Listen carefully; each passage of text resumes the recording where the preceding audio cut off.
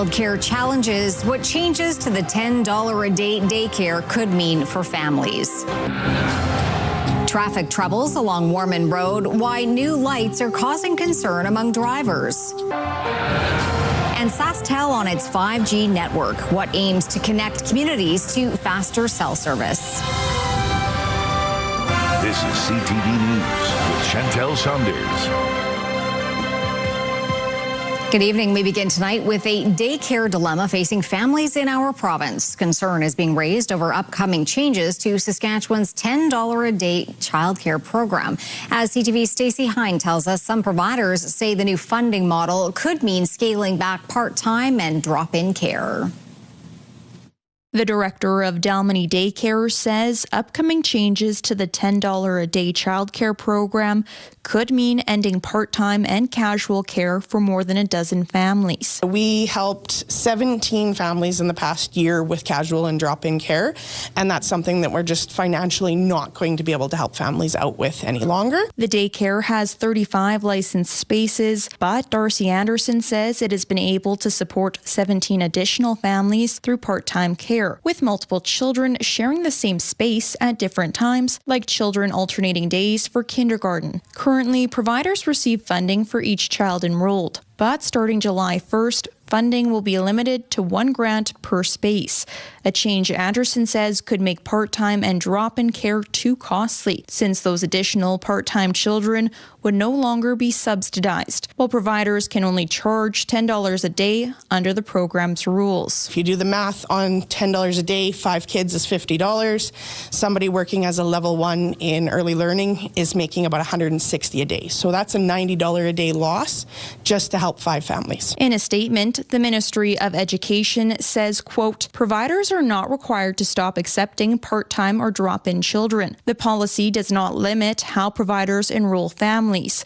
It ensures each licensed space is funded fully once, even when used by more than one child. The Education Minister said last week the changes are due to funding limitations and called on the federal government to increase funding. There does need to be a more substantial amount of federal dollars coming into this program in order to maintain it going forward. CTV News reached out to the federal government for comment, but did not hear back by broadcast. Meanwhile, Anderson hopes the province reconsiders the funding changes. I'm hoping that the government rethinks things and puts a freeze on it for July 1st to get us a correct funding model. Stacey Hine, CTV News, Saskatoon.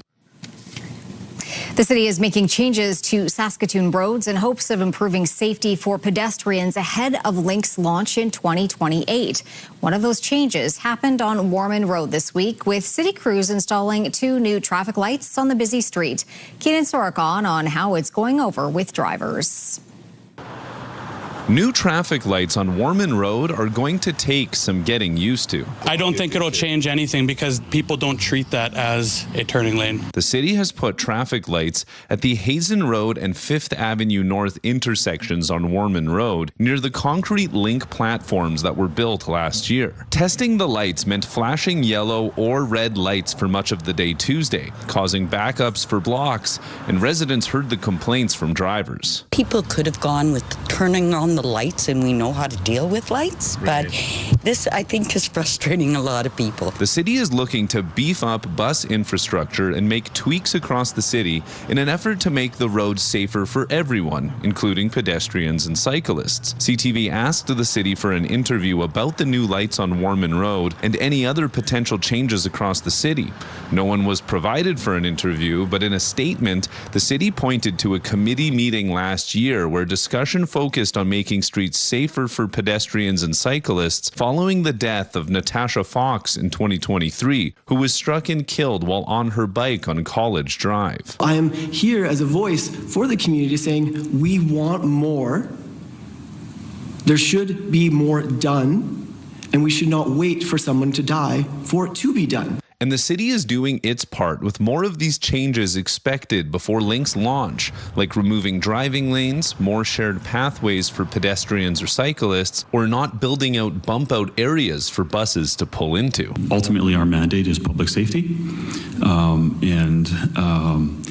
it's kind of ingrained in everything we do. The lights are working normally now, with bus service for 2 routes using Warman Road set to begin on May 31st. Keenan Sorakan, CTV News, Saskatoon. SaskTel says it's bringing faster cell service to more rural and northern communities. CTV's Laura Woodward now on which areas are seeing the 5G upgrade.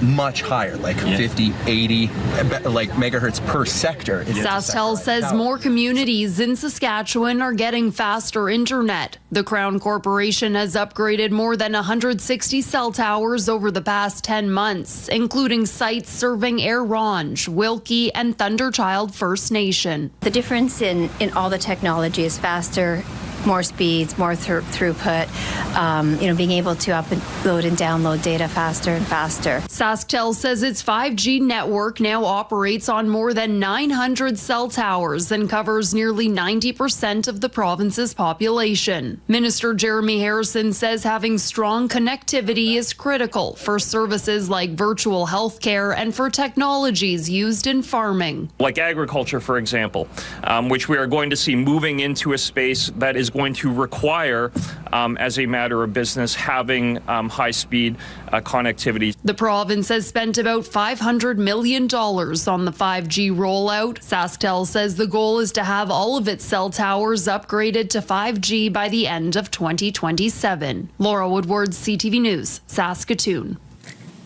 New sober living spaces are now open in Prince Albert to help people maintain recovery after addiction treatment programs. Jasmine Pelche reports on the project and who it will help support. Ready? 3, go. A partnership between the city, the province, and Oxford House has led to 21 new sober living spaces in Prince Albert. We're looking for people that are ready, willing, and able to be sober. They have to have completed treatment in the past 12 months, and they have to be at risk of houselessness. Those are really our main criteria. The living spaces are split up into 4 different homes located around the city. The homes are designed to help Saskatchewan residents maintain their recovery after addiction treatment programs by providing ongoing support and a safe, affordable residence. Oxford House says residents usually spend about 6 months in a sober living facility like this one. We offer an opportunity for close to 70% of the people who move into an Oxford House 70 will eventually transition into the community successfully. The Ministry of Health committed almost $240,000 of annual funding to Oxford House for sober living services. I just have utmost respect and appreciation because this isn't a journey that we undertake on our own. The province has committed to 500 addictions treatment spaces by March 2027, and right now about 330 are active. The remaining spaces will be across the entire province. There's a proposal that happens and people apply, so there could be more coming to Prince Albert, but right at this point in time, I don't have that list. Saskatchewan Housing Corporation put up $900,000 to buy and renovate homes. The city of Prince Albert contributed $90,000 and Oxford House Saskatchewan more than $500,000. Jasmine Pelche, CTV News, Prince Albert. The city of Prince Albert says it plans to reopen Little Red River Park on Friday, but is urging the public to be cautious. It says the park, including services at the Cosmo Lodge and Naughty Pine Bistro, will resume, but warns water levels on the Spruce River are still high and fast flowing and can create dangerous conditions in the area. Park users are urged to be careful around the river and shoreline and advised not to go into the water. The Highway 55 entrance will open Friday, but the West Park gate will remain closed for now. The city says officials will monitor the conditions and decide if further precautions need to be taken or if the park needs to close again. This week's forecast has gardeners optimistic they will finally be able to start planting. Carla Shinkarek on the slow start to the season for green thumbs and garden centers. People haven't been able to get out in their yard. Here at this Saskatoon gardening store, the slow start to growing season has been on their minds. Our water cooler is a lot of conversation about the weather. Derek Blosky has been in the horticultural business for decades, so how does this compare? I haven't seen this late. I think we're a little bit fooled this year as well with the May long weekend being a little bit earlier. Some products not selling much so far. Fertilizer sales have been a little bit delayed just because nobody was getting ready to fertilize their lawns. Watering equipment, again, something that people aren't turning their water on. He says his sales are about 15% lower compared to most years. And at Dutch growers, a similar situation with their sales also down. Talking to my parents, they haven't seen this kind of year in about 20 years. I'm optimistic. It's hard to say if we'll catch up in dollars. But this co-owner says the current warm weather is helping, with Wednesday being their busiest day so far this year. Typically, you'd see holes in our shelves this time of the year. You'd see things that have already sold out, but we are stocked up and we are full. And gardeners we spoke to are anxious to get out. It's like 2 weeks behind now. There's too much snow, too much rain. Just tilled my garden yesterday, and that's never happened that late. But this retired farmer says it's not all bad. We've had stuff in the ground for 2 weeks, and even in that snow, it didn't slow those plants down at all. No matter what you're seeing this year, it's all part of the Saskatchewan experience where optimism is key. There's still lots of time. There's still roughly a third of the month left, and hopefully better weather to come. Carla Shinkaruk, CTV News, Saskatoon.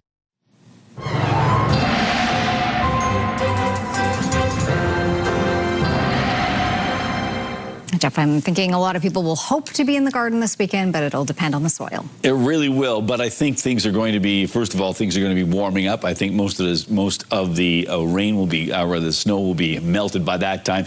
And as we head into the weekend in particular, it might be just fine for getting out there and doing some planting. At the very least, get out there and maybe work up some of the pots you've got or some of the planters you want to get going, so it doesn't look like we're going to be dealing with frost or anything like that. So we'll keep that our eye on all of those numbers, but what we want to keep our eye on right now is this low pressure area that is continuing to sort of cycle around southern Saskatchewan, Alberta, parts of Montana, and on the backhand side of it, because of that counterclockwise movement, yes, we're dealing with some rain down in southern parts of the province, and we'll find out whether or not there's going to be some thunderstorms to go along with that rain.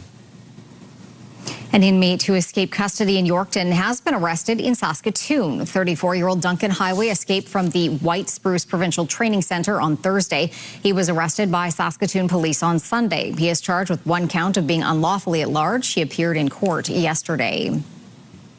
The Kinsman Foundation says it's reaching out to donors who may have had contact information and email addresses compromised in a recent cybersecurity incident.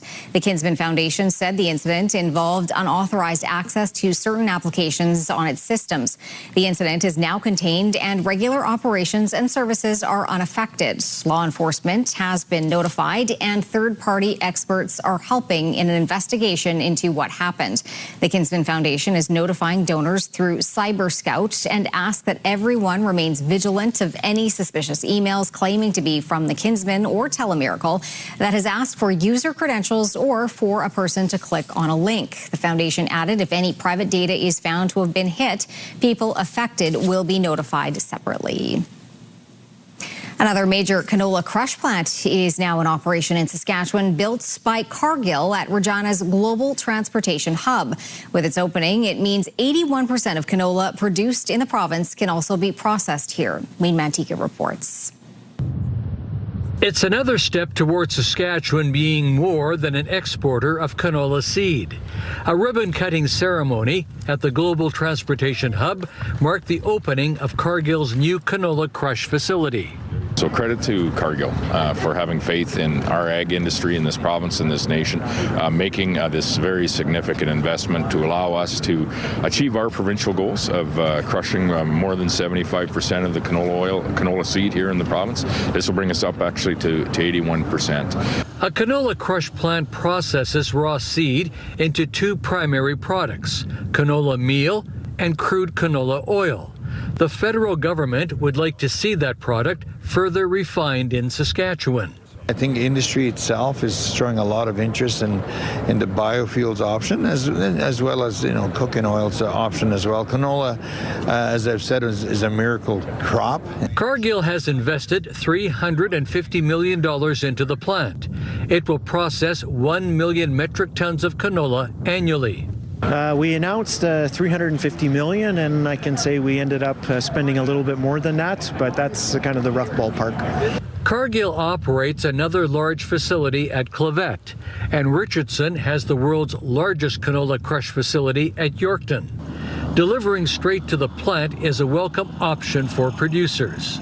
We were one of the first ones to haul in here, actually, so it's amazing to have this plant here. So we're really thankful that Cargill invested in this plant. And some producers also believe they can do better financially when they deliver directly to a crush plant, which is important at a time when fuel and fertilizer costs are high. Wayne Mantica, CTV News, Regina. The $1.2 billion partial sale of the Information Services Corporation might have been unanimously passed by the company's board, but concern is being raised about selling to a private company. Jacob Carr explains why. The provincial opposition is pushing back after a deal was finalized this week that saw Information Services Corporation sold to Canadian private company Plenary Americas. There is nothing to prevent this company, the new owner of ISC Plenary, from selling this asset to another company, even if it is foreign owned, even if it is state owned. The NDP also citing concerns over the new private owner not having any obligation to keep ISC's structures or fees intact. That could see the prices of land transactions and registering property in Saskatchewan go up.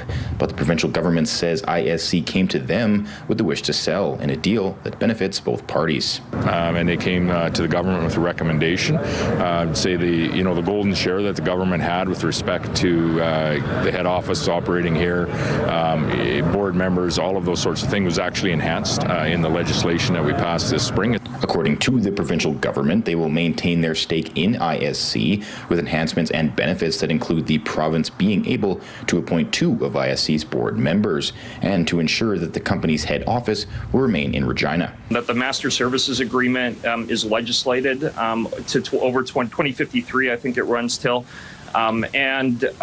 Also that all of the data, all of the intellectual property will be located by law here in this province. But the NDP is still puzzled as to why the government has decided to sell what they say is a profitable company year after year. Who thinks that handing a monopoly service to a fully private company who only has the interests of their shareholders and their investors at heart is a good idea. Young going on to compare it to selling profitable farmland to pay one's credit card bill.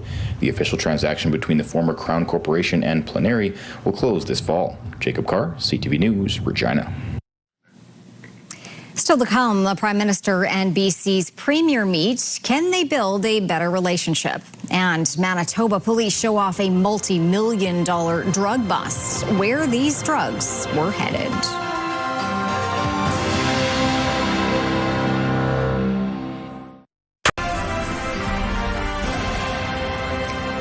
You're watching CTV News live from downtown Saskatoon. Thanks for staying with us.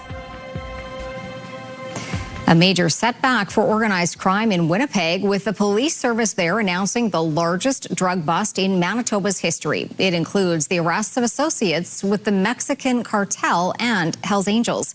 Alex Carpa has the story. Police are calling it the largest drug bust in Manitoba history. More than 500 kilograms of illicit drugs, including meth and cocaine, were seized with an estimated street value of over $37 million. Police also seized 14 firearms, 7 vehicles, roughly $825,000 in cash, and 1.35 million illicit cigarettes. Organized crime will not operate unchecked in this province, and we are not open for business to organized crime. Police say 33 people have been arrested and were collectively charged with 174 drug trafficking related offenses. The organization exerted significant influence over the distribution of illicit drugs across Manitoba and other provinces. Investigators say the drugs were imported into Canada through commercial transport vehicles before being stored mainly in Alberta and Ontario. From there, police allege the drugs were moved into Manitoba through mail and courier services, commercial transport trucks, and private vehicles outfitted with hidden compartments. The objective was not only to disrupt and dismantle these networks, but also to gather intelligence and evidence relating to the higher-level members of the organization. The 2-year investigation involved several police agencies throughout 3 different provinces. Advocates say this seizure will have a significant impact on the drug trade. That's a lot of drugs that aren't going to be sold on the streets. So that's going to save lives. It reduces crime. Police are currently seeking 2 additional individuals from Brantford, Ontario, who have warrants issued for their arrest. Alex Carper, CTV News, Winnipeg. Premier Scott Moe says he is open to discussions with Ottawa on the industrial carbon tax. It came on the same day the Prime Minister met with BC's Premier, hoping to strengthen a relationship strained by Alberta's pipeline agreement. CTV's Mike Lukachur with the details. The Prime Minister is a friend to British Columbia. BC's Premier struck a friendlier tone standing next to Prime Minister Mark Carney. It came a day after David Eby said Canada won't work if separatist premiers get all the attention, a reference to Alberta and Ottawa moving forward on the plan for a bitumen pipeline to the West Coast. Developing our economy has to go hand in hand with environmental protection for the next generation, including the North Coast tanker ban. That is crucially important for British Columbians. Carney pointed out 1/3 of the projects identified as in the national interest are in BC, and that the 2 leaders are on the same page. But an hour earlier at the Vancouver Board of Trade, Carney made it clear he's looking for partners, not pushback. We don't want to hear what people are against. We want to hear what they're for. And if you're for something, we will get behind it. Carney's challenge is to try and sell that message while balancing the competing interests of each province. I think what he's doing is he's saying, look, we are going to establish rules that will propel forward major projects, create jobs, and generate benefits for each province, for each part of the country. A part of that balance includes working with provinces like Saskatchewan to apply the industrial carbon tax. While Premier Moe refuses to collect the levy, he's open to discussions on it. To see if we can come to some type of an agreement that works for industry and doesn't impact negatively the industries that are creating jobs and making investments just like this in this province. Carney and Eby agreed to start negotiations on BC's economic priorities. However, the Prime Minister also told that Vancouver business crowd if things get stalled there, his government will spend time in the rest of the country because they need to move forward. Mike Lukachur, CTV News, Ottawa. The U.S. has indicted former Cuban President Raul Castro. He is charged with 1 count of conspiracy to kill U.S. nationals, 4 counts of murder, and 2 counts of destruction of aircraft. The indictment relates to a 1996 incident in which Cuban jets shot down planes operated by a group of Cuban exiles. 5 fighter pilots have also been charged. A warrant has been issued for Castro's arrest, and American officials say they expect him to show up by his own will or by another way. Cuba's current president calls the charges a political maneuver devoid of any legal foundation. Health officials in Ontario say 1 person is in hospital and being tested for the Ebola virus. Ontario's Ministry of Health says the patient is being assessed after recently returning from East Africa. Out of an abundance of caution, tests are also being done for other possible infectious diseases. The Ontario Ministry of Health is also reiterating that there are no confirmed cases of Ebola in Ontario. The latest outbreak in the Democratic Republic of Congo and Uganda has resulted in more than 600 suspected cases and at least 139 deaths. The World Health Organization is concerned about the spread, but says the global risk is low. The federal government is advising Canadians not to travel to the area hit by this rare type of Ebola that has no cure. A new study from Statistics Canada shows breast cancer rates and outcomes differ depending on where you live in the country. The study found diagnosis rates were highest in urban centers with large immigrant and racialized populations, as well as some rural regions. In contrast, rates were lowest in large metropolitan areas such as Montreal, Toronto, and Vancouver, and also in northern and remote regions. As for death rates, the information shows rates are highest in rural eastern regions and lowest in big cities, possibly due to the disparities in access to treatment or follow-up care. We are getting a clear picture of how much Canadians are paying to host FIFA World Cup matches beginning next month. According to a federal report, taxpayers will spend more than $1 billion. And as Andrew Johnson reports, experts are questioning whether it's all worth it. With the transformation of Vancouver and Toronto into World Cup cities just about complete, something else is also being unveiled thanks to Canada's federal budgetary watchdog. How much it's all going to cost, just over $1 billion to host 13 games in June and July. That's a shocking amount of money. And when you do the math, it works out to nearly $1 million per minute of regulation game time. Or roughly $82 million per game, which is actually less than Russia spent to host in 2018, Brazil in 2014, and South Africa in 2010. But one sports economist points out, with Canada co-hosting alongside the U.S. and Mexico, what we're paying for doesn't quite compare. Well, we're not getting any of the major elimination matches. We thought that if we were hosting the World Cup, we would actually see something of consequence. The report indicates close to $500 million for FIFA is coming from Ottawa, the rest from provincial and local governments, to pay for things like security, infrastructure, and stadium upgrades. FIFA estimates a multi-billion-dollar economic benefit for Canada. BC's premier last week predicted the tournament will bring 1 million visitors to Vancouver over the next 5 years. The mayor has led the charge. This is an amazing opportunity. It's going to be a month-long commercial. Critics claim otherwise. I've been saying for 8 years now, give or take, that we were sold a false bill of goods, not by FIFA, but by our politicians. How do Canadians feel? Well, the latest polling from Leger showed close to 3/4 of Canadians support hosting World Cup matches, but a majority indicated their biggest concern is taxpayer costs. And the final number isn't in yet. Andrew Johnson, CTV News, Vancouver. All right, Jeff, there were a few drops falling earlier today. It's looking a little gray out there right now. It is. We don't anticipate, if something shows up in terms of rainfall, we don't anticipate much. Down in southern Saskatchewan, different situation, Chantel, because we are seeing a lot more in the way of activity and more active weather on the radar, at least the reflections on the radar screen. Let's take a look at what we've got going on numbers-wise here in Saskatoon, Prince Albert, and the Battlefords. 19 in Saskatoon, 20 in Prince Albert, and 15 in the Battlefords. And as you can see, hardly any wind here in Saskatoon. A little bit breezier, but not a big-time wind in Prince Albert and the Battlefords. It's not a mighty wind.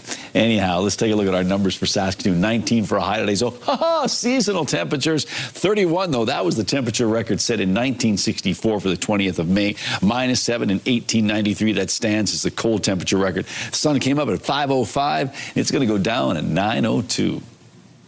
Coming up, the future of the Snowbirds, what the team could look like once they take to the skies again.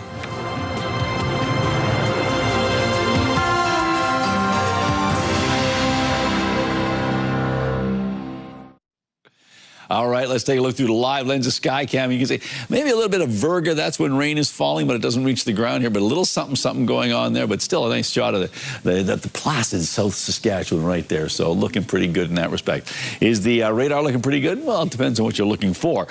We've got ourselves a lot of active weather that's cycling around, as I mentioned, southern parts of Alberta and Saskatchewan into Montana and parts of North Dakota. Well, it extends to other parts of Canada as well, but other parts of the U.S. as well. But really, our most active weather along the Alberta-Saskatchewan border up around, let's say, Cold Lake, and then moving into areas closer to Regina. So we'll keep our eye on all of that. I'm going to step out of the way here and I'm just going to bring up our numbers just to recap. 19 in Saskatoon right now, 20 in Prince Albert, and 15 in the Battlefords. Our hotspot is indeed Prince Albert, 28 degrees, and that is good enough to be the hotspot in the province today. Collins Bay, the cold spot at -4. Around the province we go. 14 degrees right now in Lloydminster, 10 in Swift Current. I believe they've had a little rain in the area, so it's cooled things off a bit there. 16 in Moose Jaw, Regina, and Yorkton, and 1 degree cooler in Estevan. In central Saskatchewan and parts of the northern grain belt, temperatures ranging from 12 degrees in Kindersley up to 19 in a few locations, a number of locations, I should say. 16 in Hudson Bay, 17 in Wynyard, 19 in Meadow Lake, up into Stony Rapids, where it's 19 degrees there. A cool 10 degrees in Buffalo Narrows in the area. I suspect they've had some rain. 19 as well in South End. Sandy Bay, Island Falls, 18 and 17 17 in La Ronge. Just 7 degrees in East End and Maple Creek, thanks to some rain. It warms up 10 degrees by the time we get to Indian Head and Broadview, where it's 17 degrees, 16 in Melville, 15 in Weyburn and Carlisle and Elbow and Outlook. Now here we go with our futurecast. So the computer modeling indicating exactly what we've been talking about, this area of active, really most active weather, basically localized or confined to the southeastern part of Saskatchewan. We do see some scattered showers showing up tomorrow afternoon because of convection, daytime heating in northern areas, but we don't expect to add up to a lot. I bring up this map just to simply show you there is some cold air out there. Those areas etched in blue in Alberta. Frost warnings, the same true for areas in northern Ontario. So yeah, there's cold air in other parts of Canada. We've got ourselves cloudy, actually quite a mix of conditions for northern Saskatchewan there, but cloudy conditions in La Ronge, 18, 22 with mainly sunny skies tomorrow in Stony Rapids, 16 with a chance of showers in Buffalo Narrows tomorrow, and 19 in Key Lake with mainly cloudy skies. Mainly cloudy conditions prevail for much of west central Saskatchewan with temperatures around 18 or 19 degrees, but Spiritwood expecting some showers with the risk of a thunderstorm on Thursday. Expecting about a 60% chance of showers for the Swift Current area, 14 degrees. Warmer than that, though, when we get to Outlook Leader in Maple Creek with cloudy or mainly cloudy skies. A bit more in the way of active weather for southeastern Saskatchewan, about a 60% chance of showers and a risk of a thunderstorm for Yorkton, Moose Jaw, and Estevan. Maybe not quite as much of a risk of showers in Yorkton, but still temperatures around 15 degrees and 18 the expected high in Humboldt and Hudson Bay, 16 in Watrous, 19 in Melfort, and cloudy or mainly cloudy skies in east central Saskatchewan. Slight chance of showers for the Battlefords, 4 degrees, 19 tomorrow, and then the 7-day forecast, woohoo, warming up to temperatures in the low to mid 20s for the weekend, and then getting even warmer than that. Tuesday expected to hit 28 degrees. For Prince Albert, a slight chance of showers, risk of a thunderstorm, mainly sunny skies tomorrow on 21, ditto Friday, 24 on Saturday, 25 on Sunday, getting up to 29 on Tuesday in the Gateway City. And for Saskatoon, a slight chance of showers with the risk of a thunderstorm tonight. 5 degrees, 19 tomorrow, so another seasonal day temperature-wise with the winds out of the southeast at 20. 20 on Friday, Saturday 24, 26 on Sunday, 27 on Monday, 30 on Tuesday, and still pretty warm, 27 on Wednesday.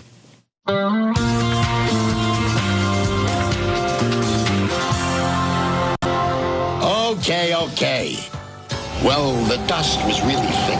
Hey, Cup, don't you think we have better things to do now than tell old stories? No! Tell stories! For those who don't know, they're robots in disguise. That's right, the Transformers are coming back. The iconic animated film is celebrating its 40th anniversary with a return to theaters. The Transformers, the movie, will roll out in theaters starting September 17th, which is Transformers Day. This time, it will be available in 4K.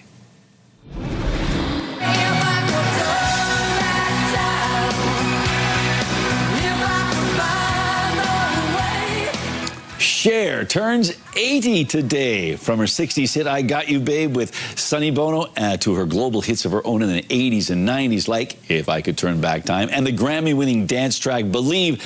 Listen to these stats.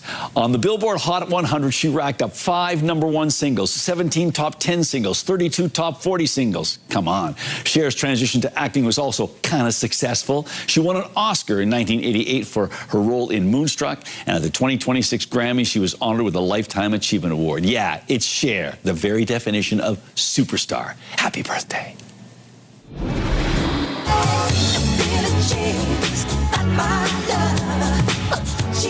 One of Michael Jackson's most iconic songs is back at #1 more than 4 decades after its release. Billie Jean tops Billboard's Global 200 chart this week, fueled in part by renewed interest from the new Michael Jackson biopic. The song climbed from number 65 just 3 weeks ago and now leads the chart after more than 51 million global streams in a single week. The song was originally recorded on Jackson's Thriller album in late 1982 and dominated the U.S. Billboard Hot 100 for 7 weeks. All right, Jeff, you were checking out a classic vehicle, I heard. Yes, it was a pretty nice Mercury. In the Bible, when it says that Adam and Eve were driven out of paradise, that's probably the truck that did the driving. That's a little something from The Red Truck. It's the latest production at Dancing Sky Theatre in Meacham. And two of the cast members are with us today, Savannah Gallant as well as Blaine Hart. And first of all, Blaine, in broad strokes, because this is a remount, so some people may not have seen it the first time around. What's The Red Truck about? It's about a bit of a conflict between a father and a son, and the father is a elderly farmer. He is determined that his offspring not farm. Okay. He's a little bitter, so there's a fair conflict between he and his son who wants to farm, and of course Savannah plays the daughter caught in the middle. You're caught in the middle, and you're also caught, I guess, in some respects, playing catch up with some of these people because you weren't in the original production. I was not. No. This is my first time in the Red Truck. So let's talk a little bit about what it's like to be doing a play out at Meacham. It's different than in some respects than doing it in the city. Yeah, absolutely. I mean, Angus creates very much a collaboration between all of us artists. It's everybody's ideas are open and welcome in the room, and we're kind of creating the show almost as a bit of a collective. A little bit different because we're not devising anything this year. It's a fully written script that we're just putting our own ideas to. So this play is up and running starting on Friday, and it runs to what time in June? June 7th is our closing date. June 7th closing date, 7:30 start times for evening shows, 1:30 for the matinees. You can go online to get all the information. Break a leg, you two. Hey, thanks. I will. Okay, you did. Okay.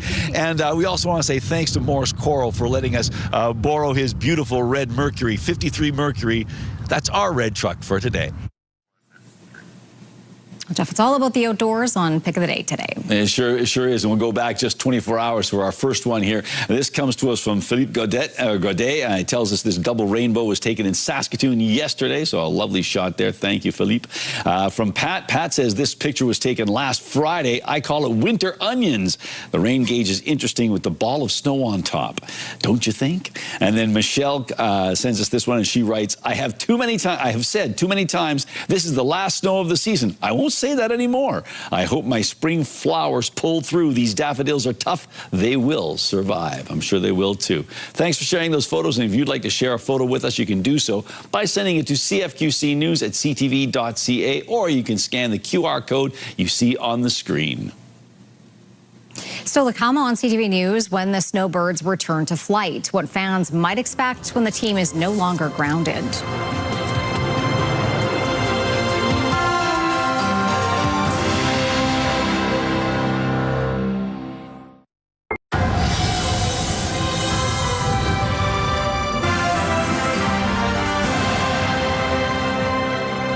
News of the Snowbirds being grounded for a few years before taking off again has many questioning how the show will go on. Donovan Mace takes a look at the history of the team and what could be next.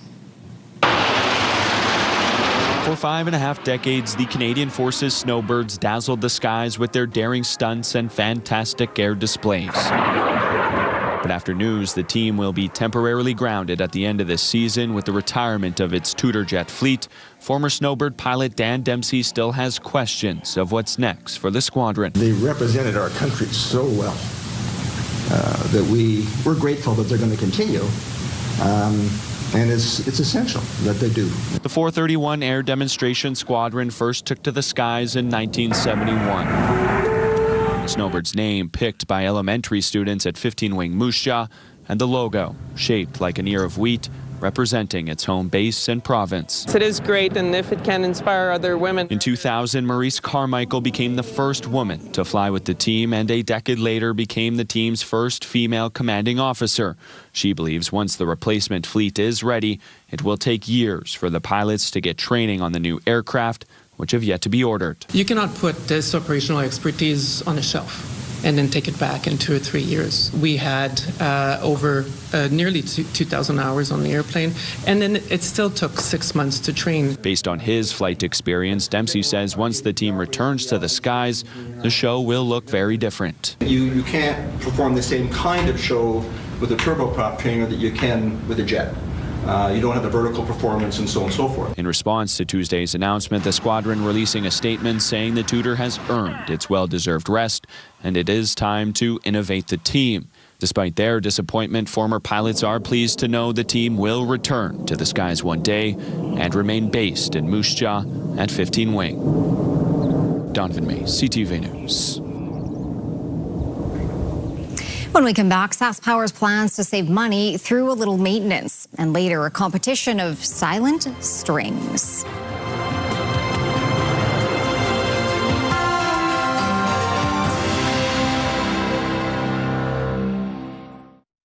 All right, welcome back to the rural forecast, and we'll take a look and see what's going on for tomorrow.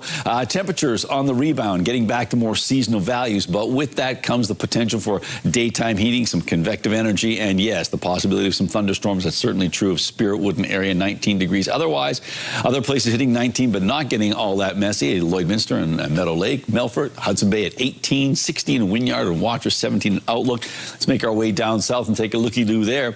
We've got ourselves the north and south of the Trans-Canada, well, down towards southern areas, temperatures in the mid to, well, just say the mid-teens, low to mid-teens there, in and around 15, 16 degrees, just 13 in Cypress Hills and East End. But we do have a chance of some showers, and there's certainly a risk of thunderstorm in some locations, including Kenora and Lumsden. Let's take a closer look at what's going on in Turtleford. Oh, and by the way, this weekend is minor ball day, a couple of days there this weekend in Turtleford, so keep that on your calendar. Anticipating some shower activity and a possibility of a thunderstorm maybe, but winds out of the southeast at 15. 18 degrees tomorrow for Turtleford, and Turtleford is where internet plans of up to 1 gig are available from SaskTel. The president and CEO of SGI is retiring. Penny McCune took on the top role in 2022 after working for SGI for more than 40 years, including in other executive roles. She is the first woman to ever hold the title. McCune will retire in mid-October. SGI's board of directors is considering its next steps. SaskPower is inspecting more than 123,000 wood power poles around the province this year as part of its annual checks. Inspectors will look at poles, cross arms, anchoring cables, and any other hardware for signs of damage or decay, while also doing work that extends their lifespans. Any pole that can't be repaired or reinforced will be marked for replacement. SaskPower said maintaining a pole costs less than $65 compared to about $5,000 for a new one. No power outages are necessary for the work, but workers may occasionally need to access private property. Turning to local gas prices now, the average price in Saskatoon is currently just over $1.83 a litre. The lowest price in town, $1.74.9. On Saskatchewan markets, Cameco finished the day at $142.89 and Nutrien was down $2.08. Coming up, a mega marathon for the fittest of competitors. Then when the sound of music is silent.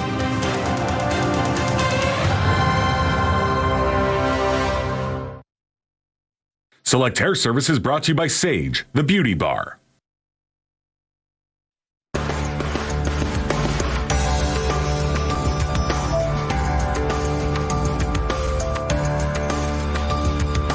Is there a little rain falling? A little bit of rain falling there, and it's raining a little bit in downtown Saskatoon as well. There you go. All right, well, nearly 1,500 runners took on a marathon you can see from space. The 23rd Great Wall Marathon took place in northern China on Saturday. It's one of the most challenging marathons anywhere, as it includes steep, uneven stone steps, mountain roads, and rural villages. There was also a course for a half marathon and an 8.5 kilometer fun run. That sounds so much better than... It doesn't sound like a lot of fun, though. It's like, look at this. That's pretty amazing. Laugh it up. Yeah. It's only 8.5 clicks. Yeah. All right, well, who needs an actual instrument when you can just play the air guitar?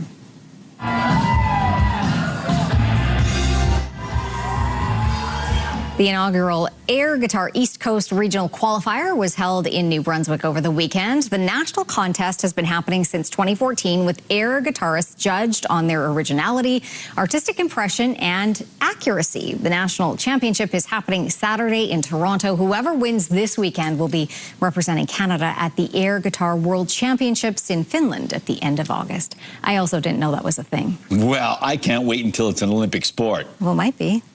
Look at, they're really They're really into it. They really are. Very physical. They really are. All righty. We can tell you that we've got ourselves some really warm temperatures on the way. So there you go. Happy now? I am. Well, when they get here, I will be. Thanks for watching. Good night.